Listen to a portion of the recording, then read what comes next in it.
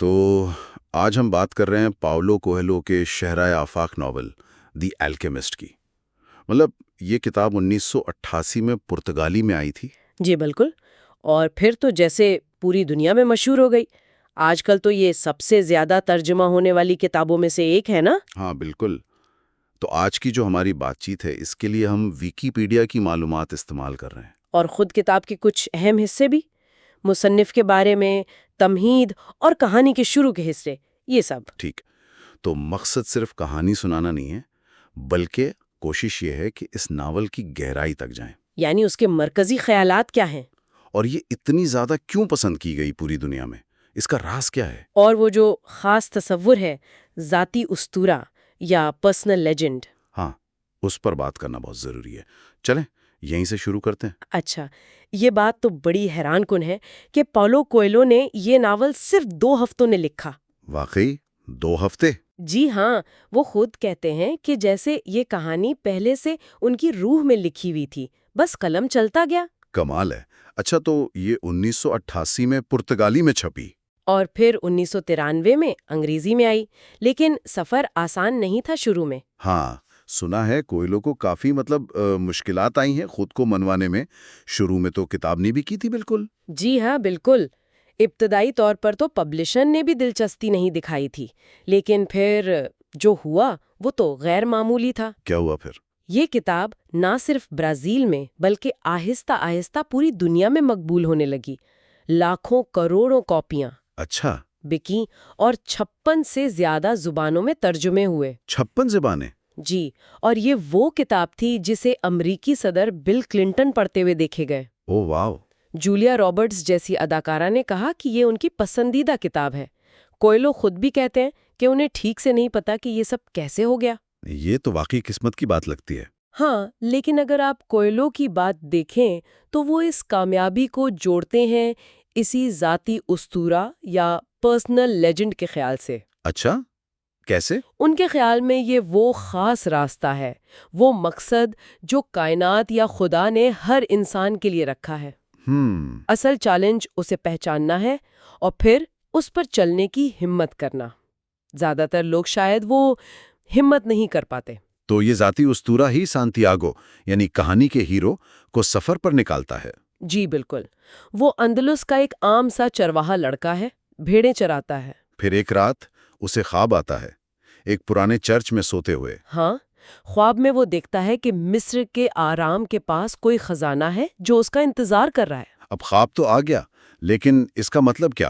تو وہ جاتا ہے ایک سانہ بدوش عورت کے پاس، جپسی جسے کہا گیا ہے۔ جی، اور وہ تعبیر بتاتی ہے کہ ہاں، خواب سچا ہے، مصر جانا چاہیے۔ اور بدلے میں خزانے کا 10واں حصہ مانگتی ہے نا؟ بالکل، یہ پہلا قدم ہوتا ہے اس کے سفر پر۔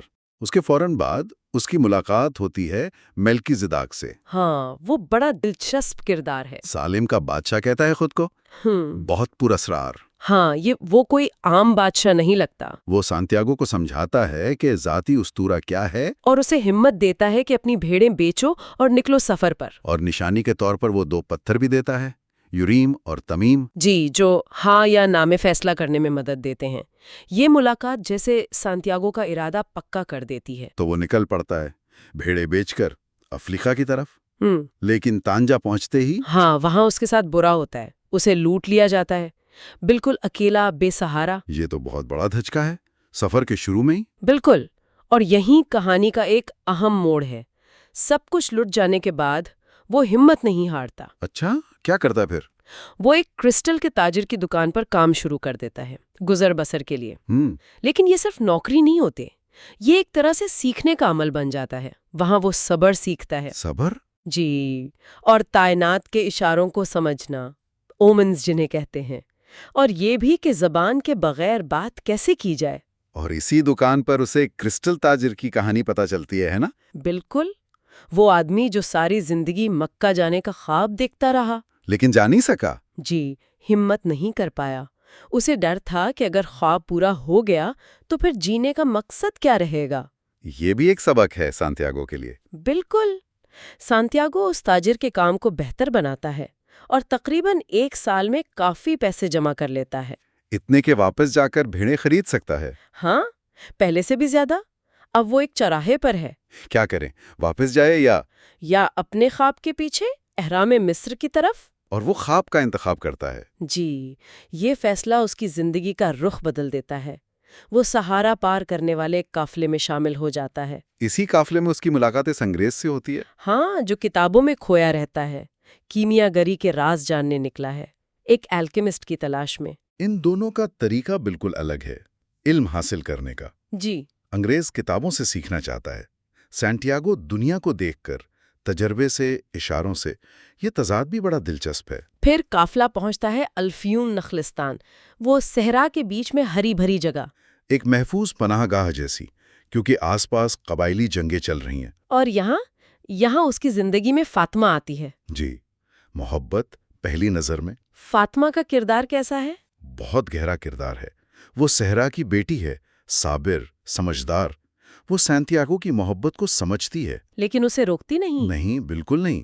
وہ اسے کہتی ہے کہ تمہیں اپنے ذاتی اسطورہ کے پیچھے جانا چاہیے۔ وہ اسے آگے بڑھنے کی ہمت دلاتی ہے۔ اور وہ لفظ کہتی ہے، مکتوب۔ ہاں، مکتوب یعنی یہ لکھا ہوا ہے کہ اگر ہماری قسمت میں ملنا لکھا ہے تو تم ضرور واپس آؤ گے۔ تقدیر پر بھروسہ رکھو، مگر اپنا سفر کرو۔ یہ محبت کی بہت الگ تصویر ہے، خود غرضی نہیں ہے اس میں۔ بالکل۔ اچھا، پھر نخلستان میں ایک اور واقعہ ہوتا ہے، وہ بازو والا۔ ہاں، وہ بازوں کو لڑتے دیکھتا ہے اور اسے ایک اشارہ ملتا ہے۔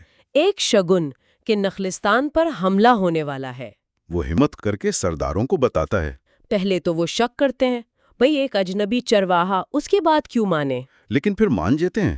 ہاں، وہ اس کی آنکھوں میں سچائی دیکھ لیتے ہیں، تیاری کرتے ہیں اور حملہ ناکام بنا دیتے ہیں۔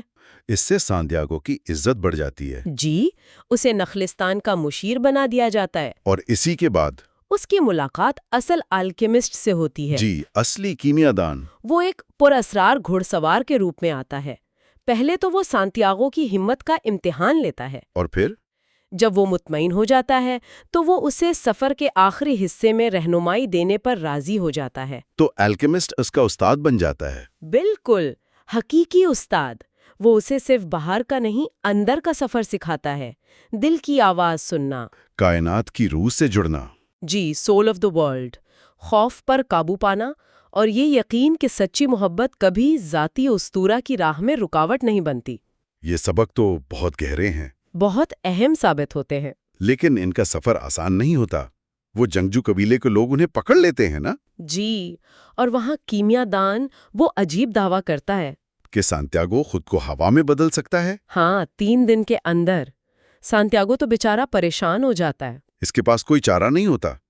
وہ 3 دن صحرا سے، ہوا سے، سورج سے بات کرتا ہے، مایوسی کے قریب پہنچ جاتا ہے، لیکن پھر اسے وہ احساس ہوتا ہے کہ وہ بھی کائنات کی روح کا حصہ ہے۔ جی، اور خدا کی قدرت اس کے ذریعے ظاہر ہو سکتی ہے۔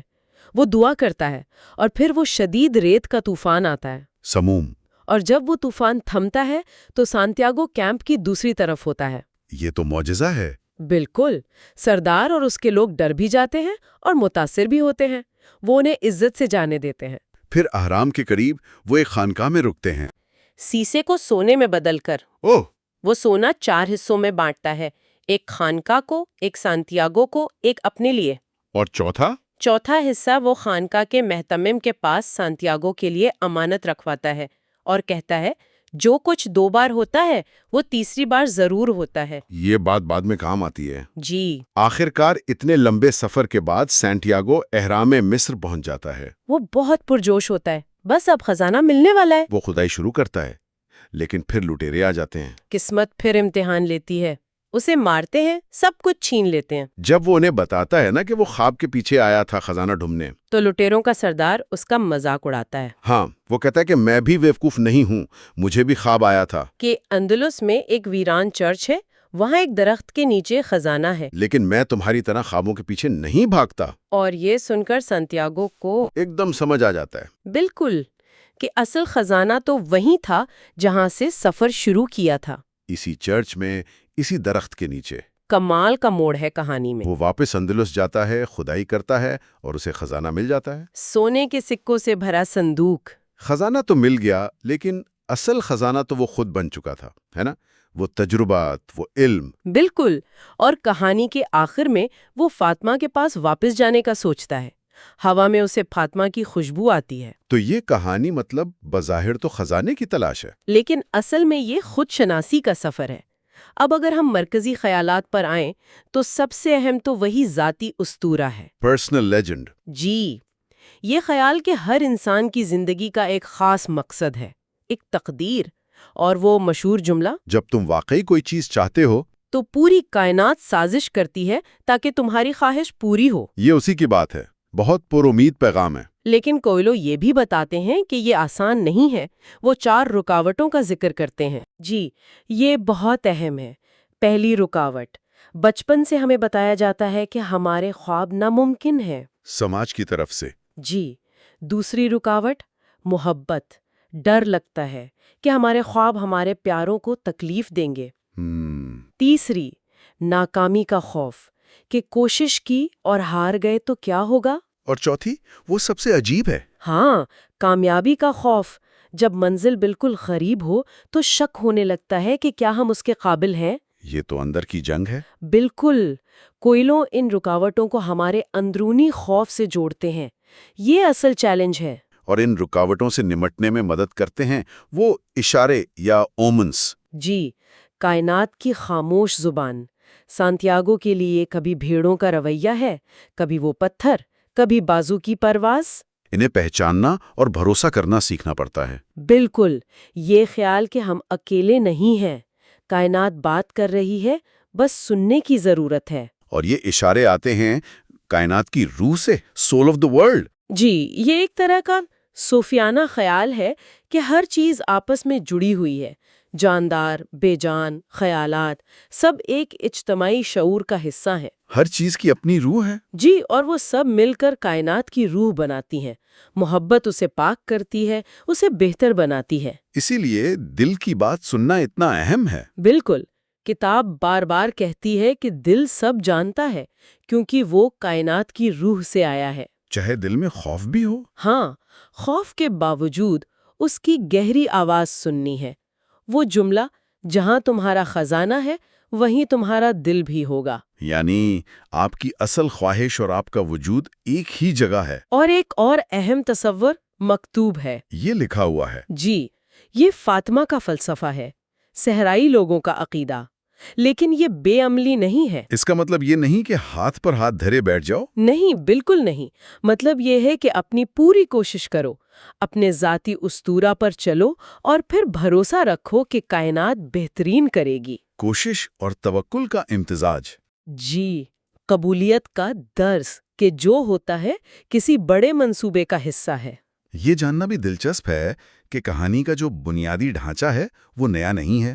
ہاں، یہ ایک بہت پرانی لوک کہانی ہے، نمبر 1645، گھر میں خزانہ۔ اس کے ورژن رومی کی مثنوی میں بھی ہیں۔ جی، 13ویں صدی میں، اور الف لیلا میں بھی۔ کوئلو نے بس اسے نیا رنگ دیا ہے اپنے فلسفے کے ساتھ۔ اچھا، اس کی ادبی حیثیت پر بھی بات ہوتی ہے۔ نیو یارک ٹائمز نے کہا تھا کہ یہ ادب سے زیادہ سیلف ہیلپ ہے۔ ہاں، یہ تنقید بھی ہے اور تعریف بھی۔ شاید ادبی گہرائی کم ہو، کردار نگاری ویسی نہ ہو، لیکن یہ لاکھوں لوگوں کو سوچنے پر مجبور کرتی ہے، اپنی زندگی، اپنے خوابوں کے بارے میں۔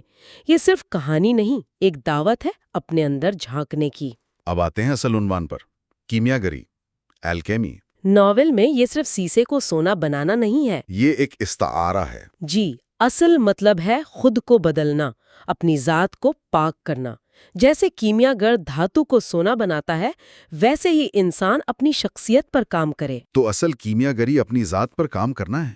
بالکل، اور اصول یہ ہے کہ جب ہم خود کو بہتر بناتے ہیں تو ہمارے آس پاس کی ہر چیز بہتر ہو جاتی ہے۔ تو فلاسفر کا پتھر اور آب حیات؟ وہ بھی صرف چیزیں نہیں بلکہ روحانی کمال کی علامتیں ہیں۔ سینٹیاگو کا پورا سفر ہی ایک کیمیا گری کا عمل ہے۔ وہ چرواہے سے دانہ بن جاتا ہے۔ کتاب میں زمرد کی تختی کا بھی ذکر ہے۔ ہاں، پورا اسرار سا۔ کہتے ہیں چند سطروں میں کائنات کے راز ہیں۔ یہ اشارہ ہے کہ سچائیاں اکثر سادہ ہوتی ہیں مگر گہری۔ اس کتاب کی مقبولیت کا اندازہ اس سے بھی ہوتا ہے کہ اس پر بہت کچھ بنا ہے۔ جی، کامک بکس، گرافک ناول۔ ایک سمفنی بھی ہے۔ تھیٹر میں بھی پیش کیا گیا، انڈیا میں ایک فلم بھی اس سے متاثر تھی، اور اب مانگا بھی بن رہا ہے۔ اور فلم کے حقوق کا کیا ہوا؟ وہ کہانی بھی لمبی ہے، کئی کمپنیوں کے پاس رہے، Weinstein company, palm star media. اب کون بنا رہا ہے؟ اب لیجنڈری انٹرٹینمنٹ اور ٹرائی سٹار پکچرز بنا رہے ہیں، اور لکھاری جیک تھورن ہے۔ ہیری پوٹر والے؟ جی، جنہوں نے کرس چائلڈ لکھی، تو امید ہے جلد ہی فلم بھی دیکھنے کو ملے گی۔ تو خلاصہ یہ کہ سنتیاگو کا سفر صرف باہر کا نہیں، اندر کا سفر ہے۔ خود شناسی، محبت، کائنات کے اصول، یہ سب سیکھتا ہے وہ۔ ذاتی اسطورہ کی پیروی اسے اندر اور باہر دونوں طرح سے بدل دیتی ہے۔ بالکل، اور آخر میں کہانی ایک سوال چھوڑ جاتی ہے نا؟ کون سا سوال؟ یہی کہ کیا ہوتا ہے جب کوئی اپنی زندگی کے اشاروں کو نظر انداز کر دیتا ہے، جیسے وہ کرسٹل تاجر، جو مکہ نہیں جا سکا، یا پھر وہ رومی سپاہی والی کہانی، کہ ہمارے چھوٹے چھوٹے اعمال بھی کیسے دوسروں پر اثر انداز ہو سکتے ہیں جنہیں ہم جانتے بھی نہیں۔ کیا ہم سب اتنے جڑے ہوئے ہیں؟ شاید۔ کیا ہر عمل کی لہریں دور تک جاتی ہیں؟ یہ وہ سوچ ہے جو دی الکیمسٹ پڑھنے کے بعد بھی ساتھ رہتی ہے۔